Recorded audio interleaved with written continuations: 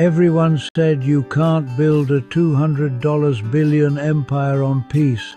Someone just did it anyway. While traditional development approaches struggle to deliver real change, Dr.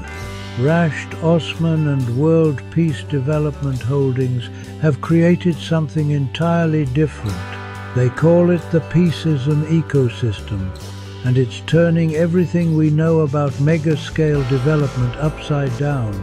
In Laos, they've just signed the largest foreign investment agreement in the country's history. Over $200 billion dedicated to transforming an entire nation's economy. But here's what makes this revolutionary. Instead of extracting resources, they're building integrated systems. Renewable energy, healthcare, education, industrial zones, all connected through what they call peace-driven development. The Lao Prime Minister called it transformative. International observers say it could become the model for sustainable growth in emerging economies. This isn't just about one country, it's about proving that peace, prosperity, and massive infrastructure can work together at unprecedented scale.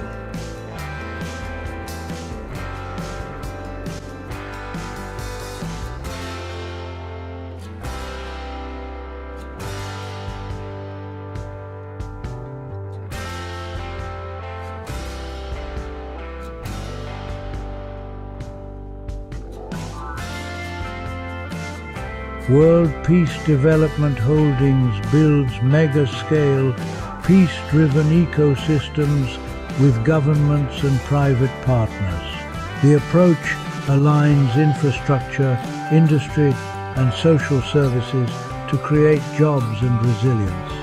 At the center is people access to work, food, healthcare, education, housing, justice, and safety.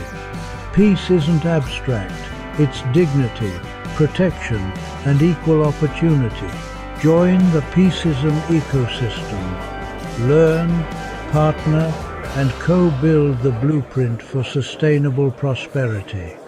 The Peaceism ecosystem is an operating system for national development. It coordinates governments, private partners, and communities in one integrated frame. Employment. Large-scale jobs and skills pipelines power long-term growth. Food.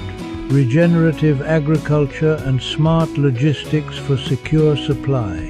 Healthcare. Universal access and preventive care systems. Education. Lifelong upskilling for an adaptive workforce. Housing.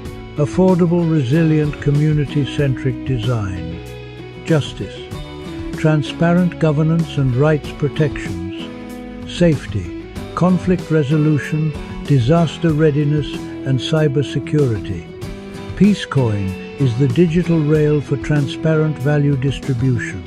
It's not an investment contract. Coins are allocated based on human existence and community effort. Assets and decisions are recorded for auditability and public trust. A trustee model guides decisions with clear accountability. Community voice shapes priorities and surfaces local solutions. Design is community-centric solutions built with, not for, people. Capital grows alongside forests, skills, and incomes, not at their expense. Economic security links healthcare, education, income, shelter, food, and connection. A free global series activates collaboration from jobs and food to justice and resilience. The narrative is peace-first unity of humankind, dignity without borders, because all mankind is from one family. Opportunity must be universal. Stakeholders call the Laos Partnership a transformative step for long-term growth. Observers say it could model diversified, climate-ready development. This is implementation, not optics projects, delivering measurable change. Leaders and builders join, sponsor, speak, and co-implement the next Peaceism corridors. Next, how projects sequence to create lasting jobs, resilient cities, and shared prosperity. Phase 1 strengthens energy and logistics. Phase 2 scales industry and housing. Phase 3 expands social services. Reliable power unlocks factories, hospitals, and classrooms. Renewables lower costs and build energy independence. Freight corridors and smart customs accelerate exports and reduce waste. Mobility connects workers to opportunities and markets to producers. Industrial parks anchor jobs. SME clusters localize value chains. Entrepreneur programs turn talent into enterprises. Healthcare capacity improves well-being and worker productivity. Education expands human capital and future skills. Affordable, climate-ready neighborhoods reduce displacement risk. Public safety and social connection strengthen peace. E-services cut friction and corruption, increasing trust. Justice systems emphasize fairness and reintegration. A new job raises an entire household. Digital tools stabilize income and reduce waste. Connectivity multiplies value across sectors. Peace thrives where everyone belongs. Basic needs are engineered into the plan. Thanks to the peace ecosystem, I found support and community, especially in healthcare. It's a game changer. Blockchain opened doors to jobs and resources I never imagined. It's empowering.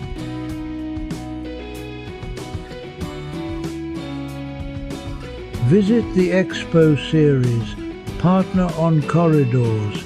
Let's turn peace into prosperity. We build for those who come after us. Clean power fuels opportunity. Care for all protects dignity. Skills for tomorrow unlock prosperity. Peace is measurable when lives improve transparently and at scale. Leaders, innovators, and communities, your seat at the table is ready. Equity by design, not by chance. Employment, food, healthcare, housing, education, justice, safety. Humanity first. Love, peace, joy.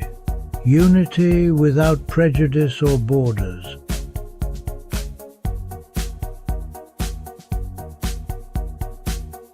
From river valleys to smart cities, the future is being built.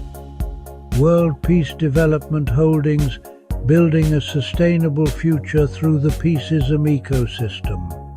Subscribe, share, and join the mission. Peace is a plan and a platform. Let's build it together. My world shattered that night. Someone broke into my home, the one place I thought was safe. They took things, yes, but they took more than that. They stole my peace of mind. Every creak of the floorboards makes me jump. I look at my neighbors and wonder if I can trust them. I feel a deep ache in my chest, anger, fear. The police came, they wrote a report, charges, court dates. But no one asked me what I needed. No one asked how to make the fear stop. I need to understand why this happened to me. I need to know if the person who did this sees the damage they caused. Do they know I lie awake at night? Do they know I am afraid in my own house? I need them to hear my voice. I need them to see my face. I need them to understand the harm they created. Punishment alone feels empty. It will not give me back my sense of safety. It will not answer the questions that haunt my quiet moments. I need something more. I need a way to heal from this wound, not just a way to punish the person who inflicted it. I hope to put the pieces of my life back together. I hope to feel safe again in my own home. I want to believe people can change, that harm can be repaired. Maybe if the person who did this could hear my story, something would shift. Maybe if they had to face the real-life consequences of their actions, not just a judge in a robe, they would understand. I am not looking for revenge. I am looking for repair. I am searching for a path that leads away from this constant fear and toward a place of healing and restored trust. This desire for something more than punishment is where restorative justice begins. It starts with the voice of the person who was harmed. It listens to their needs for safety, for truth, and for repair. It recognizes that when a wrong is done, it creates obligations, unpacking the core ideas. Restorative justice is a different way of thinking about crime and conflict. The usual justice system asks 3 questions. What law was broken? Who broke it? What punishment do they deserve? This approach focuses on rules and punishment. It often leaves the victim on the sidelines. The offender is defined by their worst act. The community watches from a distance as the formal system takes over. Restorative justice asks a different set of questions. Who has been hurt? What are their needs? Whose obligation is it to meet those needs? This changes everything. The focus shifts from broken laws to harmed people and broken relationships. The goal isn't just punishment. It's repairing the harm as much as possible. Healing for the victim. Accountability for the offender, peace for the community. This approach is built on a few simple but powerful ideas. The first idea: harm creates obligations. The person who caused the harm must understand the impact and do what they can to make things right. The second idea: victims should have a voice, a right to be heard, to ask questions, to say what they need to heal. The third idea: the community has a role. Supporting both parties. Upholding respect. Upholding safety. Ultimately, restorative justice restores balance. Restore the person harmed to security. Restore them to dignity. Safety is the most important rule in restorative justice.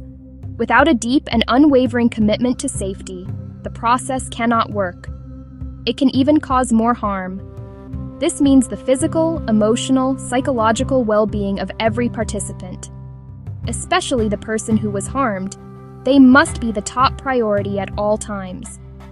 Before any meeting happens, careful preparation must be done. Create a safe container for the difficult conversation. The principle of consent is central to ensuring safety. No one can be forced to participate. The person who was harmed must voluntarily agree to take part. They have the right to say no at any time, for any reason. They also have the right to choose how they participate. They might not want to meet the offender face to face. They could choose to write a letter to be read aloud. They could have a trusted friend or advocate speak for them. Giving the victim control over their participation helps restore agency. A trained facilitator plays a critical role in establishing and maintaining safety. This person is not a judge, but a guide. The facilitator meets with the victim separately. The facilitator meets with the offender separately. They listen to each person's story. They explain the process clearly. They set ground rules for respectful communication. During the meeting, the facilitator ensures rules are followed. No one is shamed, no one is blamed, no one is interrupted. The facilitator's calm and steady presence helps everyone feel secure enough to speak honestly and vulnerably. The restorative meeting, often called a conference or a circle, is the heart of the process. It is a carefully structured conversation designed to allow for truth-telling and problem-solving. It is not an argument or a debate. It is a guided dialogue with a clear purpose: to address the harm and decide together what needs to be done. The structure is simple but powerful. The meeting begins with the person who was harmed. They share what happened and how it affected them. Next, the person who caused the harm responds, acknowledges, and accepts responsibility. Afterward, the group creates a plan: apology, restitution, service, counseling, and writes clear steps everyone agrees on. Accountability in the traditional justice system often means one thing: punishment. It is about serving time, paying a fine, or following probation rules. Often, offenders never face the person they hurt or take personal steps to make things right. This is passive accountability. Restorative justice is active and relational. It asks three things: understand impact, take responsibility, take action to repair. This is more demanding than simply accepting a punishment. It requires courage, empathy, and effort, Making amends is the tangible part of this active accountability. If a teen vandalized a park bench, amends can go beyond paying for it. Working with the Parks Department for a month, writing a respectful apology, completing realistic tasks, related to the harm, respectful to the victim, and achievable for the offender. Active amends can restore self-worth and connection. Studies show restorative processes can lower reoffending by building real understanding of consequences. The power of restorative justice is best seen in small, real-life examples. Imagine a group of students who spray-painted graffiti on the wall of a local grocery store. The store owner was angry and felt disrespected. The police caught the students. Instead of juvenile court, they referred the case to a restorative circle. He shared how he built his business and how the graffiti hurt him and scared customers. The students listened, saw him as a person, and one by one apologized. Together, they made a plan. They cleaned the wall and repainted. They worked inside to understand the business. The harm was repaired and a lesson learned. Consider another story, a stolen bicycle. A young woman's only transportation to work was taken. She was devastated. The thief, a teenager from the neighborhood, was caught. In the conference, she described the impact. She had to spend on bus fare and was late to work twice. She felt violated and insecure. He had never thought about these consequences. He stole to help with family bills, not an excuse, but context. He agreed to work part-time at a community center to earn money to pay her back. The director offered the job on the spot. She got her money back. The teen got a job and a mentor, and the community turned harm into an opportunity for growth and connection. Restorative justice is powerful, but it is not a magic solution for every situation. It requires willing participants. If the victim declines or the offender refuses responsibility, it cannot proceed.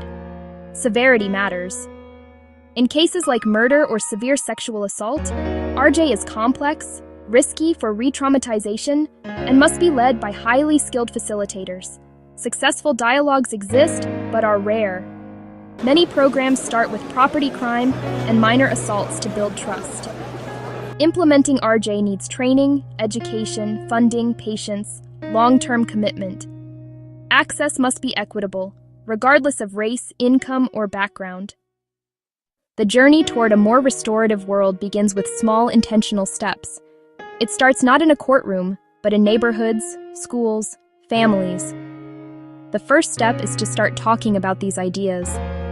Ask leaders what they're doing to address conflict in ways that repair harm. Build skills, listen better, ask open questions, learn facilitation. Start small, focus on a clear need, train committed community members. Partner with courts and police while maintaining community ownership. Grow steadily, be transparent, and keep equity at the center. What does it mean to be human? It means we possess an inherent right to dignity, safety, freedom simply by virtue of our existence. These are not privileges to be earned, but fundamental truths that should protect every single one of us, no matter where we are born, what we believe, who we love. Yet, as we stand here today on November 13th, 2025, this promise feels more fragile than ever. The drumbeat of injustice echoes across continents, a somber reminder that the rights we hold so dear are not universally guaranteed. They are under constant threat, and their defense requires our constant vigilance and unwavering commitment. The scale of this challenge is not a matter of opinion. It is a stark, measurable fact. The World Justice Project reports that more than 5 billion people have unmet justice needs, meaning they cannot access legal help for problems ranging from land disputes, intimate partner violence. Think about that number. It is more than half of the world's population living without the basic protection of the law. This essay is not meant to be a lament, but a roadmap. It promises a clear story to ground us in the human reality of this crisis, and it will lay out 3 concrete, achievable actions we can all champion to fortify the rules that safeguard us all. The fight for human rights is not a distant, abstract battle waged by diplomats in quiet rooms. It is a deeply personal struggle that touches the core of our shared humanity. It is about ensuring a young girl can go to school without fear, that a journalist can report the truth without facing persecution, and that a family can access clean water and health care without being turned away. Before we can strengthen something, we must first understand what it is. So, what exactly are these human rights frameworks we speak of? Imagine them as a blueprint for a safe and just society. They are the intricate and interconnected web of rules, laws, institutions, systems designed specifically to protect the fundamental dignity and freedom of every individual. At the international level, this blueprint includes the Universal Declaration of Human Rights and various United Nations treaties. These treaties are powerful promises to protect rights like free expression, the right to a fair trial, and access to education and health care. These international promises are only as strong as their national foundations. Diagram: how international treaties connect to national laws, courts, and local community support centers. The framework extends into a country's constitution, its laws, and its judicial system. It includes national statutes outlawing discrimination, the courts that provide a fair hearing, and police forces tasked with protecting citizens, not harming them. The blueprint is not just paper and ink. It is also made up of living, breathing institutions. Independent national human rights commissions, non-governmental organizations advocating for the vulnerable, and local community centers, providing direct legal aid and support to those in need. When this entire system works in harmony, it is a beautiful and powerful thing. A person who has been wronged can find a clear path to justice. They can point to a specific law that protects them, find a lawyer to help them navigate the system, and trust that a judge will rule fairly based on the evidence. The framework acts as a shield, deflecting the blows of injustice and abuse of power. Unfortunately, in too many places, this blueprint is ignored, or the structure is built with faulty materials. Frameworks fail when laws have loopholes that allow for discrimination, or when they are written in such complicated language that ordinary people cannot understand their own rights. They crumble when the courts are not independent, when police are corrupt, or when leaders simply decide to ignore their own country's legal and international obligations. The framework becomes a hollow promise, a beautifully drawn plan for a house that was never built. To truly grasp why these frameworks matter, we must move beyond abstract concepts and see the world through the eyes of someone whose life depends on them. Let me tell you about a young woman named Lena. She lived in a small, rural town, far from the capital city where laws are made and debated. Her family worked the land, earning just enough to get by, but they had very little in savings. The village was picturesque, but it lacked the basic infrastructure that many of us take for granted. There was no local health clinic. One day, Lena fell seriously ill with a respiratory infection that required urgent medical attention. The local law, on paper, guaranteed a right to health care for all citizens, but it provided no mechanism for how that right could be accessed in remote areas. No mobile clinics, no travel subsidies, no system to keep medicines stocked outside major cities. The human rights framework that was supposed to protect Lena had a gaping hole in it, a blind spot for people living in poverty and in rural communities. Feeling desperate, Lena's father tried to file a complaint with the local authorities, asking for assistance. He was met with indifference and bureaucracy. No designated office handled such grievances, no one to guide him through petitioning for his daughter's rights. He was told these things take time and that there was no budget for special cases. The fear of speaking out was palpable. Challenging local officials could bring repercussions for his family. The system was not just failing to help, it was actively discouraging people from seeking the help they were entitled to. Lena was trapped by the very framework designed to free her. The first and most fundamental pillar is to forge the laws themselves with both clarity and steel. The laws on the books are the very bedrock upon which all other protections are built.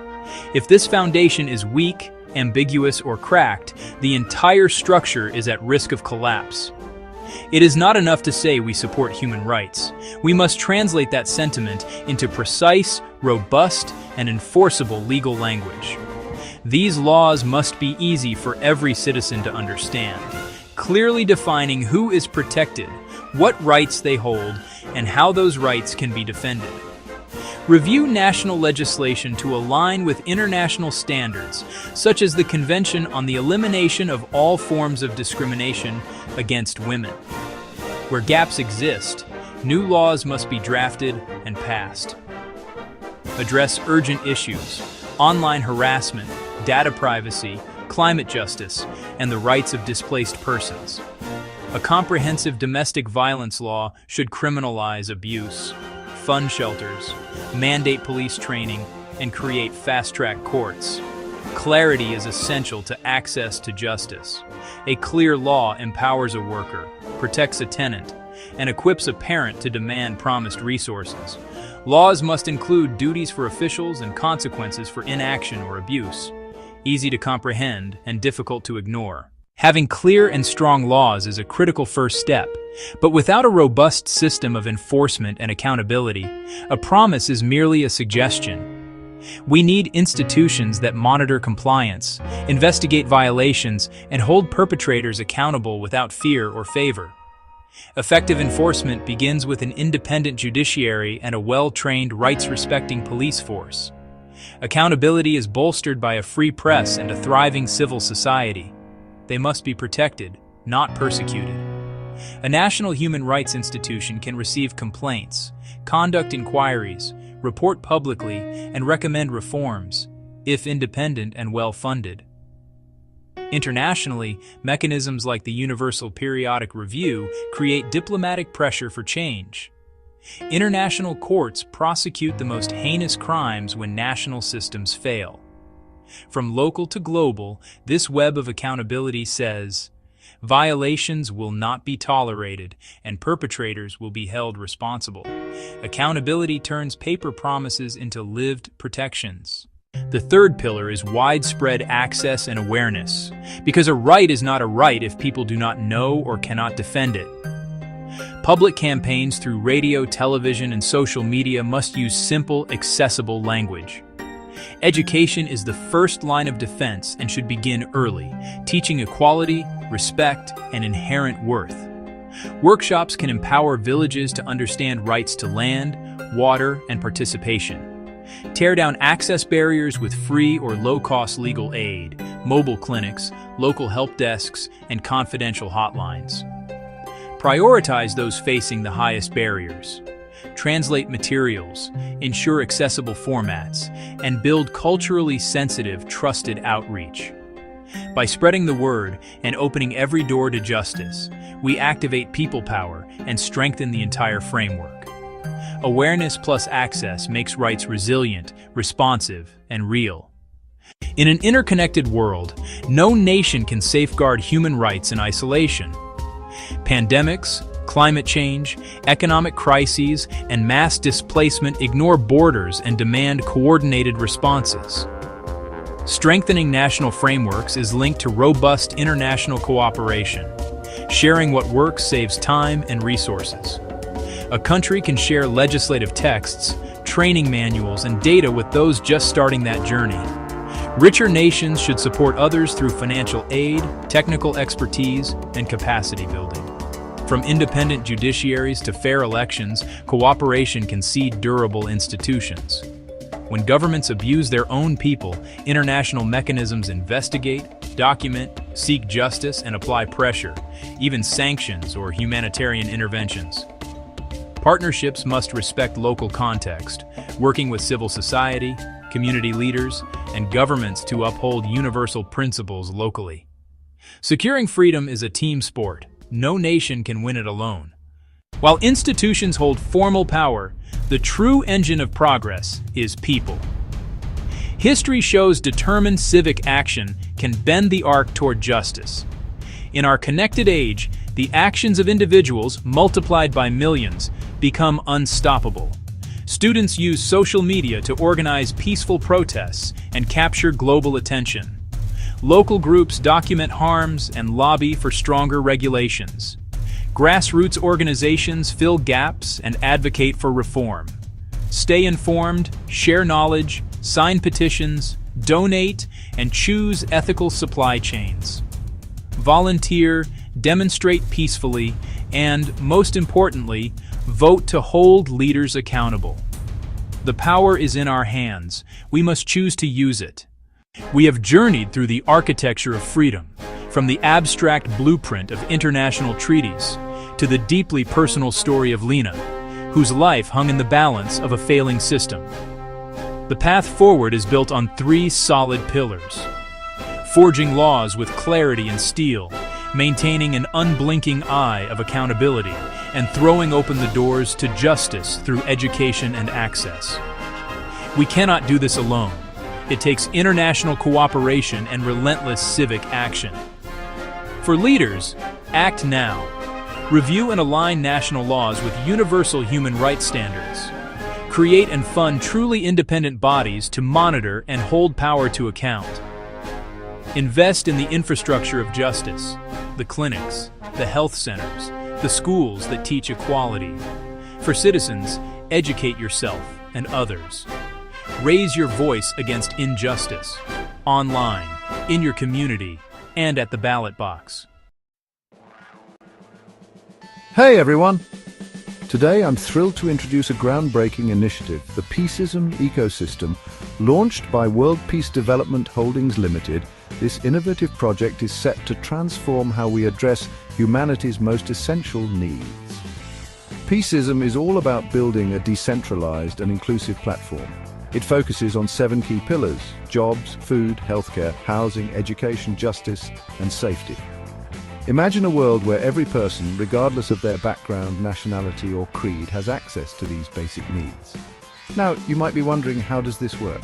Well, the Peaceism ecosystem operates through 2 foundational tokens, Leah Coin and Peaceism Coin. These coins are already live on the blockchain, providing a decentralized framework to implement this ecosystem. This ensures that equality, inclusivity, and justice are not just ideals, but realities. The heart of peaceism lies in its holistic approach. Employment opportunities ensure livelihoods, access to food supports communities in need, universal healthcare prioritizes well-being, housing solutions promote equitable living, education fosters knowledge, justice and welfare uphold fairness, and safety measures ensure secure environments. These 7 pillars create a sustainable framework for global prosperity, but that's not all. Peaceism introduces a new economic model centered on decentralization and collaboration. With decentralized governance, every voice is heard. Inclusive tokenomics allow everyone to participate. And fair resource distribution means that resources are allocated without bias. It's a system where humanity is the only criterion for access. This model is redefining wealth and resource distribution.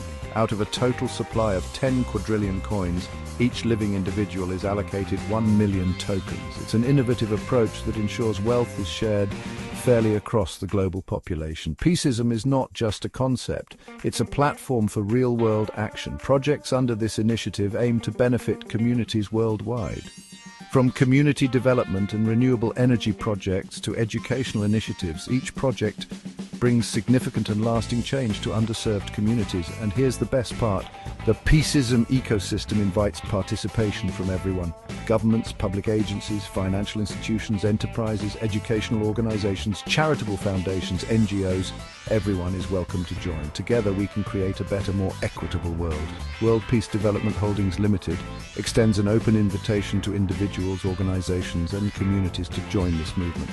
As Rashid Osman, the founder, says, this is not just a platform, but a global movement to redefine prosperity and equality. So are you ready to be part of this revolution? Let's build a future where humanity's most basic needs are met with dignity and fairness. Join the Peaceism ecosystem today. Thanks for watching. Section 1. Introduction. The urgent call for digital governance. In our rapidly changing world, the relationship between citizens and their government is more important than ever. People everywhere are asking for more than just basic services. They are demanding a government that is fair, responsive, and clear in its actions. They want to understand the decisions that shape their lives, from how their taxes are spent to how public health crises are managed. This desire for trust and clarity is not new, but the tools we have to achieve it are. Digital technologies now offer unprecedented opportunities to pull back the curtain on governance, making it more open, participatory, and accountable. This essay will explore how technology, specifically through digital transparency and open data, can fundamentally reshape government for the better, empowering citizens and enabling more effective public administration. When government operations are visible, they are improvable. When citizens are invited to participate, armed with information and accessible tools, they become co-creators of public solutions. Unpacking digital transparency. More than just open doors. At its heart, digital transparency means making government information and operations accessible, understandable, and usable through digital platforms. It goes far beyond files on request.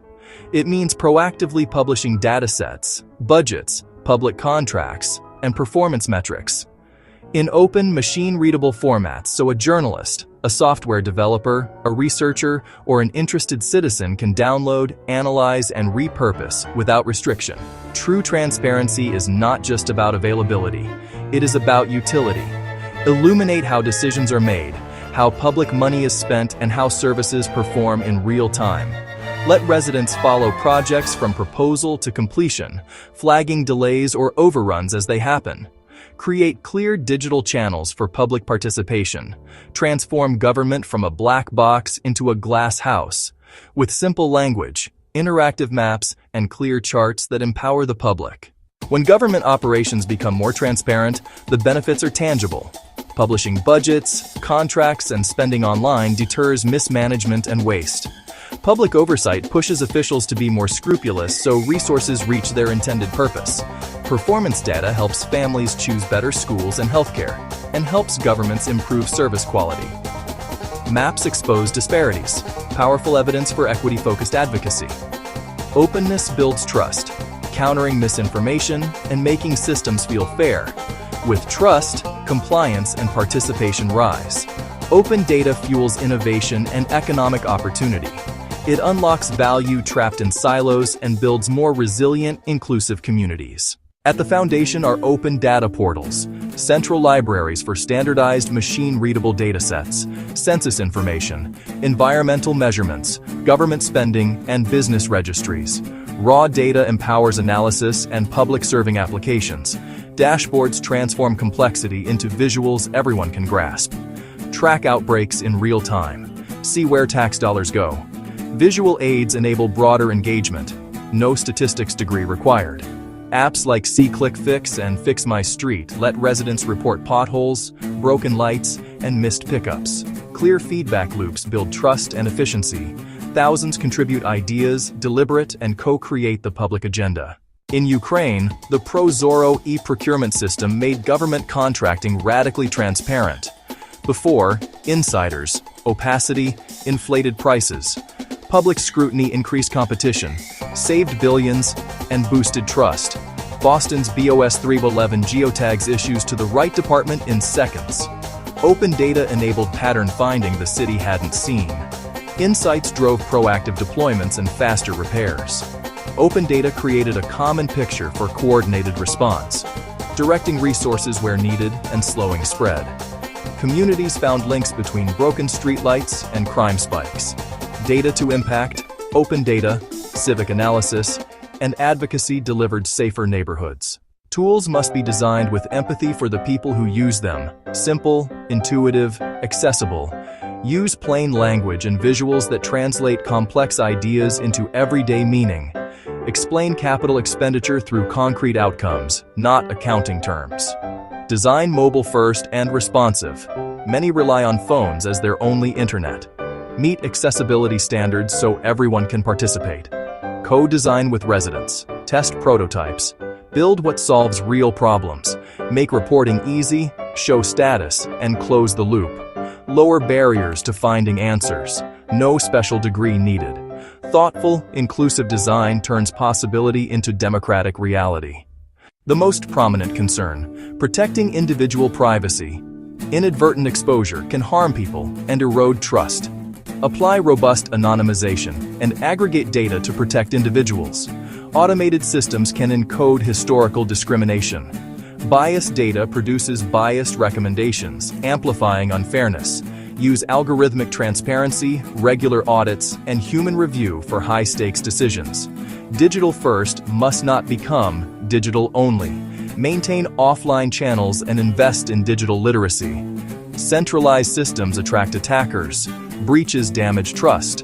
Invest in cybersecurity, test regularly, and prepare clear response protocols. Leaders must champion openness, release data, even when it's unflattering, and act on insights.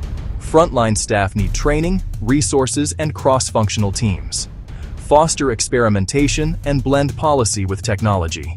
Citizens, NGOs, and local groups turn data into action. Journalists are infomediaries, uncovering failure or success and informing the public. Universities and tech build evidence and usable platforms, spaces where developers, designers, and policy experts collaborate. Together, they create a resilient ecosystem for continuous improvement. The journey toward transparent, accountable, citizen-centered government is practical and can begin today. Publish budgets, procurement, and key service performance as open data. Create dashboards with clear goals and live status. Provide clear feedback channels and internal processes to respond. Invest in people. Train for data literacy and digital delivery. Citizens, ask for transparency. Use the data and organize around it. Measure success by outcomes in people's lives, not apps launched. Data empowers earlier interventions and meaningful participation. Together, we can harness technology to build open, fair, effective government that we all deserve. Across the globe, a quiet but pervasive crisis is unfolding, one that erodes the very foundation of our civic life. A profound lack of trust between citizens and the governments that serve them. Decisions are often made behind closed doors. Budgets are presented as impenetrable walls of numbers. The processes that shape our communities feel distant and obscure. This creates a fertile ground for suspicion, where citizens begin to assume the worst about how their money is spent and how critical choices are made. This erosion of trust is not merely a matter of public perception. It paralyzes progress, stifles civic engagement, and ultimately weakens the fabric of society. When people feel disconnected from their government, they are less likely to participate, collaborate, or believe in a shared future. This chasm of distrust, however, is not insurmountable. Tools capable of prying open the black boxes of bureaucracy and shining a light on public administration. These are not futuristic, unattainable solutions, but practical digital instruments deployable today to foster openness and accountability. From simple open data portals that make government information accessible to everyone, to complex systems like blockchain, creating immutable, tamper-proof records. The central promise is simple: make government actions visible, verifiable, and understandable to the people they serve. Imagine tracking your tax dollars from the moment they're collected to the exact school, road, or hospital they help fund. This essay will show how digital tools and blockchain can dismantle walls of opacity, use real-world examples to prove their power, and provide a roadmap for leaders and citizens to build honest, responsive, trustworthy governments. The journey to transparency is not just a technical upgrade, it's a fundamental rebalancing of power. By making information universally accessible and processes verifiable, technology empowers citizens to be active participants instead of passive recipients. It turns governance from a monologue into a dynamic dialogue between people and elected officials. This shift restores faith in public institutions and ensures they work for the collective good. The ultimate goal: honesty as an ingrained, verifiable feature of government. The path to a more transparent government does not require a sudden, massive leap into complex, untested technologies. Instead, it begins with simple, intuitive, widely available tools designed to make public information accessible to all. The most fundamental of these is the Open Data Portal. Think of this as a digital public library. City budgets, public employee salaries, crime statistics, business licenses, published in a clean, organized, machine-readable format. Instead of being locked in cabinets or buried in convoluted PDFs, this information is available for anyone to download, analyze, and repurpose, free of charge. These portals are catalysts for civic engagement and accountability. Journalists can uncover waste or corruption. Entrepreneurs can build helpful apps. Researchers can propose better policies. Beyond static data, digital tools can bring the very processes of governance into the public square. Live streaming city council meetings and public hearings on platforms like YouTube and Facebook removes physical barriers to participation.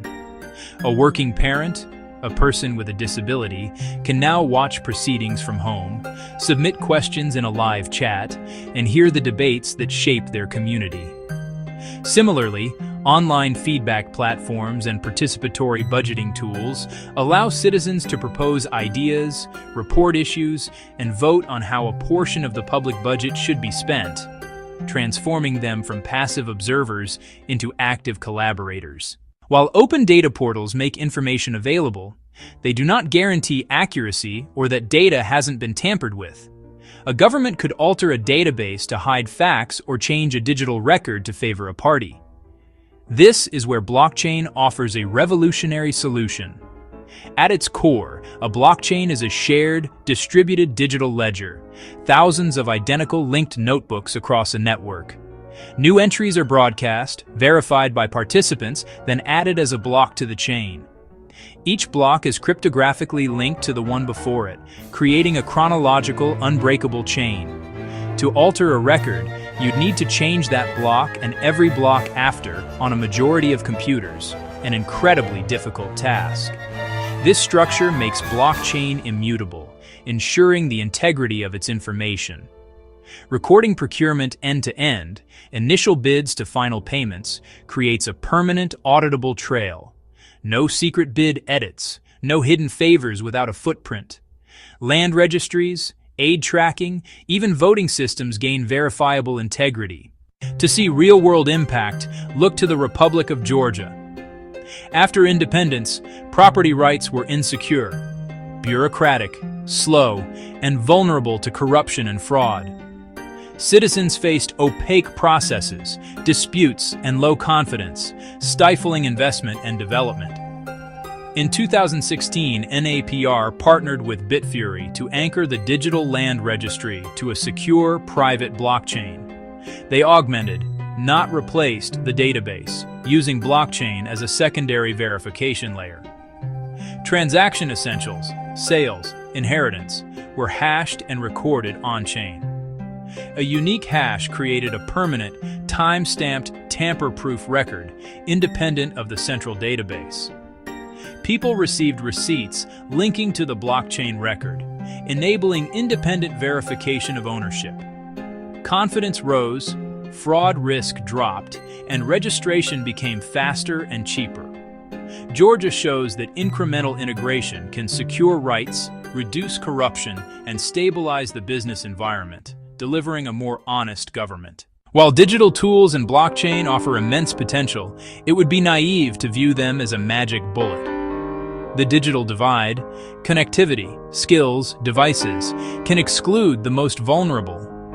Moving services exclusively online without equity risks a new form of exclusion. Bureaucratic inertia and fear of scrutiny resist radical transparency. Some resist because openness disrupts entrenched interests. Building secure portals and robust blockchain apps requires investment, development, infrastructure, security, and ongoing maintenance and staffing. Smaller municipalities may lack budget and skilled teams, risking digital ghost towns. A polished portal can still be a veneer. Cherry-picked releases hide controversy. Bad blockchain design can legitimize bad data. Technology is a tool. Without honest intent, legal access frameworks, and a watchful civil society, advanced systems can serve control rather than empowerment. Address the digital divide. Invest in connectivity and create access points in libraries, community centers, and government offices. Commit to digital literacy so everyone can find, understand, and use public information.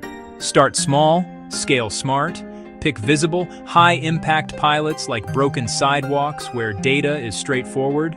Demonstrate success, prove value, and win over skeptics. Iterate based on real-world use before a wider rollout. Implement robust governance, anonymize data, publish clear privacy policies, empower independent oversight. Build privacy by design so verification doesn't expose personal details. Pair tech with strong FOI laws and a vibrant ecosystem. Journalists, academics, watchdogs, via grants and civic hackathons. Ensure data is used to scrutinize action and drive positive change. Transparency requires unwavering leadership. Leaders must champion a clear vision for an open, honest, collaborative government. Make public commitments and weave transparency into policies and communications. Fund portals, training, and pilot projects. Frame as investments in efficiency, development, and trust. Transparent procurement reduces fraud and boosts competition. Identify innovators, give them cover to experiment, celebrate wins, and formalize roles like an Office of Innovation or a Chief Data Officer. Be accountable, share successes and failures, use data to engage the public in fixing problems. Model a culture where data drives learning, not blame. Leaders must build the political and cultural infrastructure where transparency can flourish. Technology can open the doors of government, but citizens must walk through them. The promise of honesty is a two-way street requiring an engaged citizenry. Pay attention, visit the Open Data Portal, explore the interactive budget, tune into council live streams.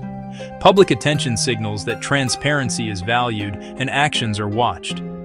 Use feedback apps to report problems. Submit ideas and vote for neighborhood improvements. Be a watchdog. Anyone can analyze public data to drive change. With technical skills, build apps and do deep dive analyses at meetups. Advocate for stronger FOI laws, digital access, and user-friendly tools. Bottom-up pressure creates political will when citizens demand and responsibly use transparency. The distrust separating citizens and governments is not irreversible. With intention, courage, and smart application of technology, it can be repaired. Simple tools make government visible and understandable. Cryptographic security provides unbreakable integrity, verifiable by all. Together, these tools lead to a government that is more efficient and more honest. But the journey faces human challenges. The digital divide, institutional inertia, superficial implementation. Leaders must champion, resource, cultivate openness, pilot, learn, and protect privacy. Citizens must use the tools to scrutinize budgets, report problems, contribute ideas, and hold officials accountable. An open government is only as powerful as the engagement it inspires. Technology is not the savior, but it is our most powerful tool to build open, accountable, and trustworthy governments worthy of a thriving 21st century democracy. We all carry stories inside of us, moments that shape who we are and how we see the world. But some stories are heavier than they should be, weighed down not by personal choice, but by the silent, grinding gears of a system that wasn't built for everyone. Let me share a story with you, one that happens every single day in towns just like yours. Maria is a mother, a hard worker, a woman doing everything she can to build a life for her family. She works 2 jobs, juggling schedules and responsibilities with grace. One morning, her child wakes with a fever. It's that feeling every parent knows, that sudden drop in your stomach. Maria knows she needs to stay home, but when she calls her boss, the answer is a cold, simple no. No paid time off, no flexibility.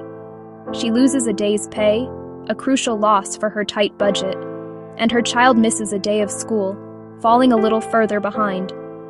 This small moment creates a ripple effect, a cascade of consequences a fairer system would have prevented. The system, workplace rules, the school's lack of support, didn't have the capacity for compassion or the flexibility to account for real life. It treated her not as a human being, a mother with a sick child, but as a cog in a machine. This isn't just Maria's story. So many feel unseen by structures meant to provide stability. We have to ask, how can we allow this to be the story we tell? Now, let me tell you about James. He lives a few doors down from Maria, and his story unfolds in the halls of a courthouse. He is there to sign papers that hold the future of his home. Dense language, a maze of jargon he's never seen. James is a smart man who didn't have the chance to finish high school. He feels shame and confusion as the clerk speaks a foreign language of law. Fearing he will look foolish, he just signs where he is told. It is a signature under duress of confusion, and it will cost him his home. He is left adrift, let down by a system that failed to communicate. These are not just sad anecdotes, they are evidence. Proof that our rules, laws, schools, courts, hospitals, and jobs are not always safety nets. For many, they are mazes with dead ends and hidden traps. They can hurt people, break spirits, and steal futures. This is why we must talk about inclusive justice and equity. When we talk about building a better world, we use big, beautiful words. Justice, equity, inclusion. What do these words truly mean in our everyday lives? Bring them down from the clouds and into our hearts. Justice is fairness, dignity, and an equal opportunity to succeed. The promise that rules apply to everyone in the same way.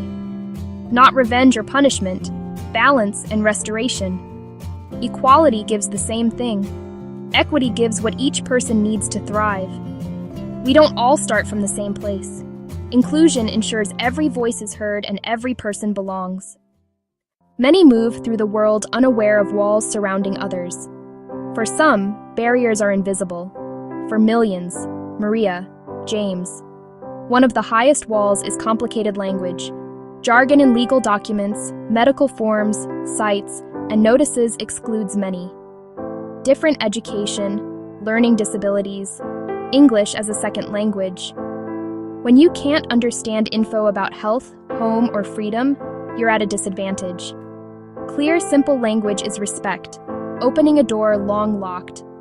Access matters, distance to services, ramps, elevators, internet, devices, skills. True accessibility meets people where they are with multiple pathways. Step 2, clarity, kindness, and open doors. Rewrite every touchpoint, forms, websites, signs, letters. Make it simple, clear, respectful, for moments of stress. Short sentences, everyday words, warm tone, helpful icons, translations. A well-designed form is an act of kindness. Open our doors, physical and digital accessibility. Offer evening, weekend hours, even mobile service vans. Provide online simplicity, and always a non-digital alternative with a real, well-staffed phone line. Remove hidden costs. Question every fee. Use sliding scales. Waive fees when needed. Respect people's time with efficient processes and staffing. We have listened. We have cleared the path. Now, design with people, not for them. Co-design. Move away from decisions made in isolation. Invite true experts, those who use the system, to co-create. Compensate time, expertise, contribution. Review forms, test website prototypes, walk through new processes. That language is still confusing, or this step won't work with 3 kids. This builds trust. People become ambassadors for the system. Co-design ensures cultural competence and durable, beloved, responsive solutions we know will work, together. A city clinic with long, dense forms and long waits. People left without care. Leadership chose to rebuild with compassion. They listened, providing rides and childcare so stories could be heard. Former patients, advocates, nurses, administrators, paid as experts.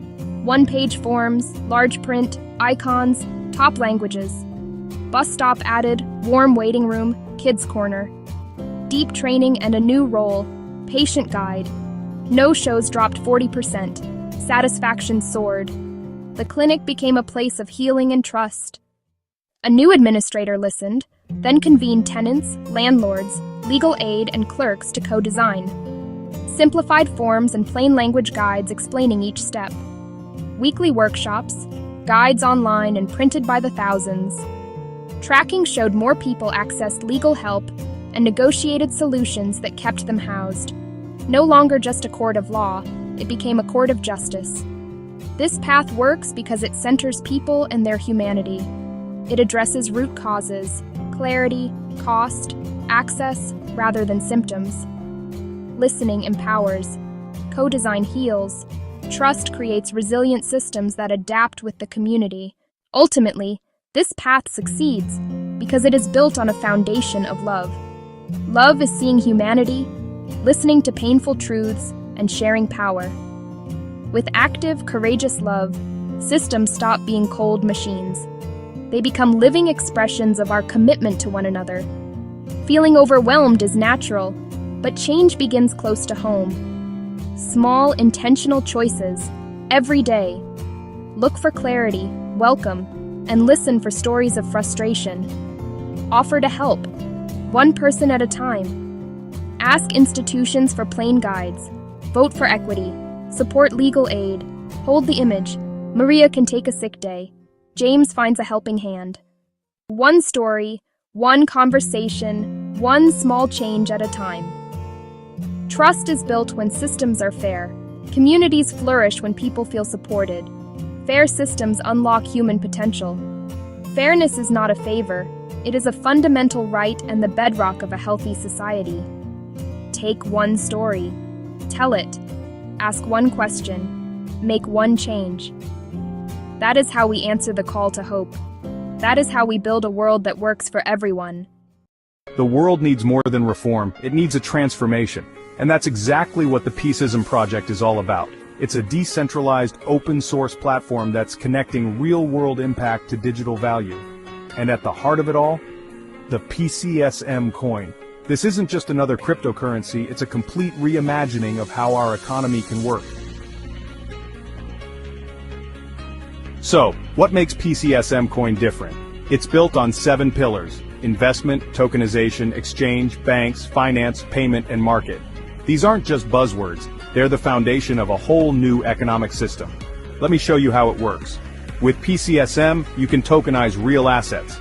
That means turning things like property or commodities into digital tokens. And it doesn't stop there. It enables borderless DeFi. That's decentralized finance for those of you who aren't crypto nerds. Imagine being able to access financial services no matter where you are in the world without the need for traditional banks. But here's the really cool part. PCSM is fueling transparent, ethical markets. This isn't just about making money, it's about making money with a purpose. We're talking about profitability that actually helps people, and that's not all. The Peaceism Project is building a world where everyone, yes, everyone, has access to education, healthcare, housing, food, employment, justice, and safety. Now you might be thinking, okay, this sounds great, but how does it actually work? Well, it's pretty simple. The profits from PCSM flow into life-enhancing projects. These projects help communities thrive, which in turn expands markets. And guess what? Your investment gains real-world momentum. This isn't just some abstract number on a screen. It's sustainable ROI measured in impact and growth. And the potential? It's huge. We're talking about a $19 trillion impact market that's ready and waiting. The testnet launches in Q4 2025, but you don't have to wait until then to get involved. You can cooperate, contribute, invest, and partner with PCSM coins today for a better life in this world. This is more than just a new cryptocurrency, it's a movement. We're building peace and wealth, one block at a time. Want to learn more or get involved? Check out www.peaceism.org or scan the QR code on your screen. Remember, this isn't just about changing the world, it's about transforming it. And with PCSM, we can do it together.